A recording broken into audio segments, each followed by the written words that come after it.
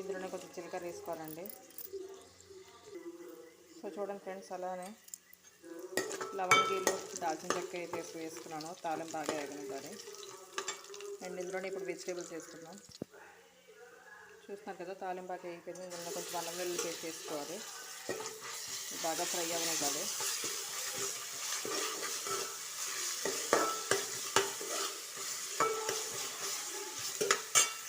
చూద్దాం ఫ్రెండ్స్, తాలింపు అయితే ఎగిపోయింది. ఇప్పుడు మనం వెజిటేబుల్స్ వేసుకుందాం.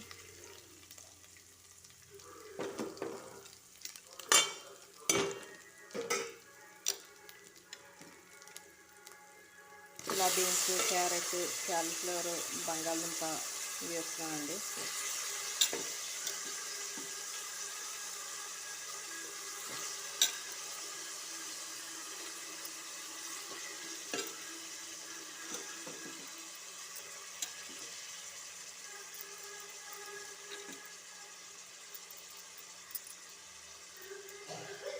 ఇవి మూత పెట్టుకొని కొంచెం సేపు అయితే ఫ్రై చేసుకోవాలి.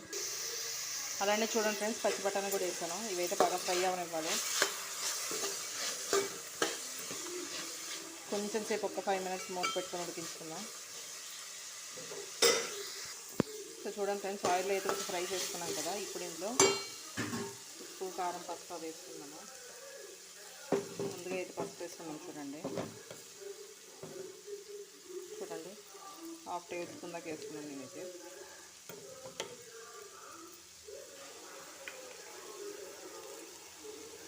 అందులోనే 1 టేబుల్ స్పూన్ దాకా సాల్ట్ అయితే వేసుకున్నాను నేను.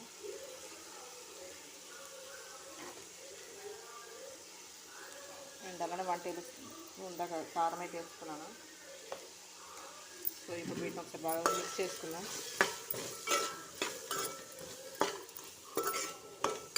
ఓకే, చూసారు కదా. ఇప్పుడు ఇందులో అయితే 1 గ్లాస్ ఆఫ్ వాటర్ అయితే వేసుకోవాలి. కొంచెం ఉడకనివ్వాలి. సో చూడండి ఫ్రెండ్స్, ఈ వెజిటేబుల్స్ అయితే ఆల్మోస్ట్ ఉడికిపోయి.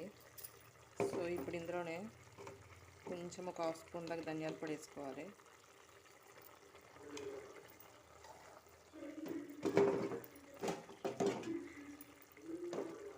అండ్ ఒక 1/2 స్పూన్ దాకా జీలకర్ర పొడి వేసుకోవాలి.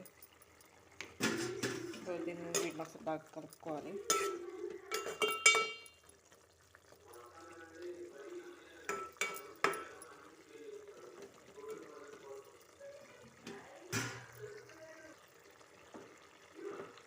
అండ్ ఇందులోనే కొంచెం గరం మసాలా వేసుకోనండి.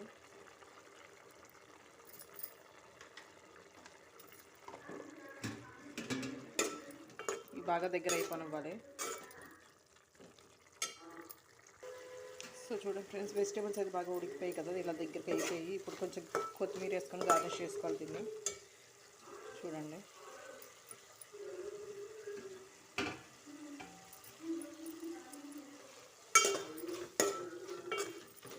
చూడండి, దగ్గరికి అయిపోయాయి కదా. సో ఇప్పుడు ముందుగానే నేను అన్నం ప్రిపేర్ చేసుకున్నానండి. అన్నం చల్ల చేసుకున్నాను. ఇప్పుడు ఇందులో వేసుకొని కలుపుకోవాలి. చూడండి. ఓకే, చూడండి ఫ్రెండ్స్, ఇలా రైస్ వేసుకొని అయితే నేను కలుపుకున్నాను. వెజిటేబుల్ పులావ్ అయితే రెడీ అయిపోయింది. సో ఇలా సింపుల్గా టేస్టీగా అయితే తయారు చేసుకోవచ్చు. సో నా వీడియో మీకు నచ్చినట్టయితే లైక్ చేయండి, షేర్ చేయండి and subscribe my channel friends. జై హింద్.